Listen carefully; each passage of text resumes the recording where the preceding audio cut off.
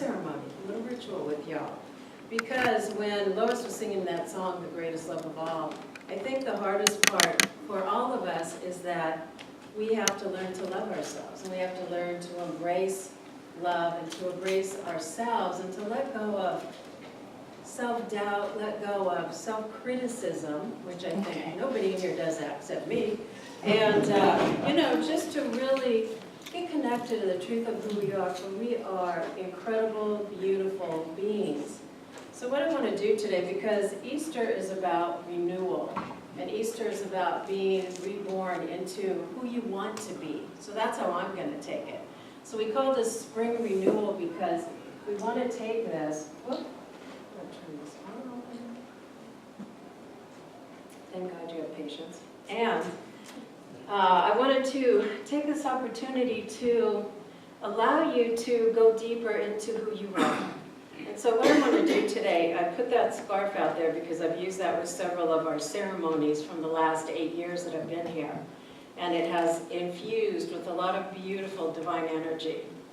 And I'm going to invite you to think about all the things you need to release, whether it's self-doubt, whether it's worry, fear, anger, any emotions that are blocking you, any things that no longer serve you. Because today, it's the spring equinox. It's the time of spring. It's the time to create what we desire in our lives.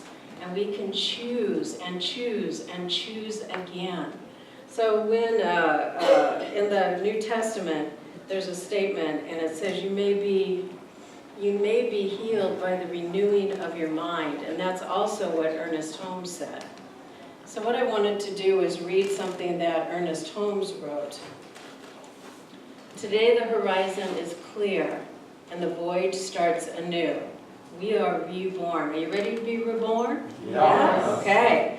The true resurrection is not only from this life into the next. It takes place daily and hourly as we shed the limited concepts of our life and come into the vineyard to gather the fruit of the Spirit hanging rich from the vines of God. A person may be reborn, remade, and renewed in mind and body just through taking a little time to get acquainted with his or her better self. Just through coming to recognize the invisible and almost unknown guest who accompanies everyone through life, the spiritual presence within. We should resurrect ourselves, not should, we are going to resurrect ourselves to the joy and simplicity and spontaneity of life, and leave the corpses of our dead yesterdays in the tomb of their own obscurity. We should live more abundantly in God this day. When we come out of our tomb of ignorance and disbelief, how glorious shall be the dawn. And that's from Ernest Holmes' Journey into Life. So I'm going to take it a little step further. I put together, of course, Easter eggs filled with chocolatey goodness. But besides that, it's also a symbol. When you look at it, it's a symbol of continuous renewal, continuous. And the goddess Astara, who was actually where the Easter bunny came from, she represented the bunny, which continues to be reborn and be reborn and be reborn. And then I had these stone eggs I took from my own altar at my house. And of course I put up the Easter bunny. But, we're honoring not only ourselves, but I know, right? So we're not only honoring ourselves, but we're honoring that part of us, that darkness that has brought us to this day. Because without some of that struggle and without some of those things that have caused us to be who we are, aren't you grateful for some of those people? Aren't you grateful for some of those circumstances? Not in the moment, but right now we are, aren't we?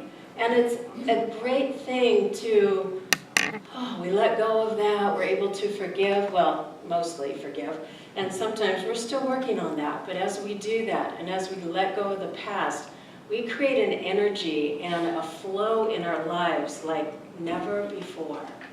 So I remember one time when I was particularly having to forgive an ex-husband, I remember thinking, you know what, the rock and the pain isn't on him. He's probably off having a great time on vacation.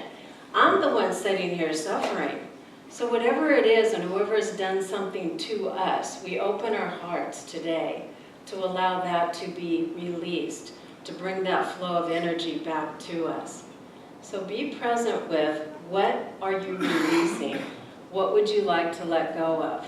So I'm going to say, let's let go of self-doubt. Let's let go of worry. Let's let go of the lack of non-compassion for ourselves. I can get tears in my eyes. Let's let go of sheltering our hearts so much that we don't allow others to come in and embrace us and adore us and love us. Because all we're really seeking here as members of humanity is to connect together, to love each other, and to be presenced by each other's greatness. Because who you are is that presence of the I am, the presence of joy, peace, power, strength, creativity. That's who we are. So as we come up, I also am going to, of course, come on the ritual queen, I want to anoint your third eye, okay? This is rose oil. And I'm going to do that, maybe with the assistance of a few of my practitioners, Sherry. Maybe, not Douglas, we won't let, we'll just have me and Sherry, right? Come on up, Sherry. Yeah, but I know. if you knew that. Because I know myself. Yeah. Ooh, nice. Anyway, so what we're going to do, I'm going to have you step over this, I'm going to say this is a beginning. So as you step into this new way of life, as you step over this, and I'm going to even spread this out even more, as you step over this, you're going to step over this into the threshold of holding who you desire to be right here and now.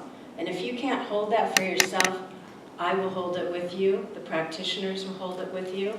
And we are holding that you are the light. You are the presence. And you are who you have been waiting for. You ready? So we're going to line up. And Roxy, you could probably flip that off for now. And then we